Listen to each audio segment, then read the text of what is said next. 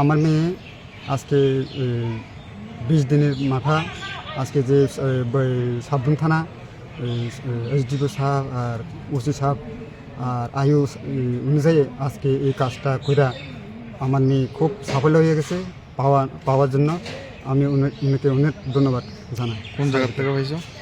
এটি নেপাল থেকে উদ্ধার করছে। কতদিন যাবত? আজকে প্রায় 20 দিনে। সাবরুমে কোনখানে থাকতো? সাবরুমে দীপঙ্কর চক্রবর্তী বাড়িতে থাকতো। আর উনি যাওয়ার পথে মানে নিখোঁজ হওয়া যাওয়ার পথে আমরা সাবরুম থানায় একটা নিখোঁজদারি করলাম, মানে ধারি করলাম।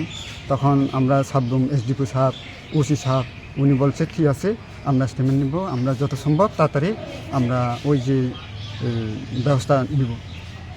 আমরা যে মানে এটাকে অপহরণ করে নিয়ে গেছেন নাকি নিখোঁজ হয়েছে? এটি আমার মতে এটি নিজের মানে অপহরণ হিসেবে নিয়ে গেছে।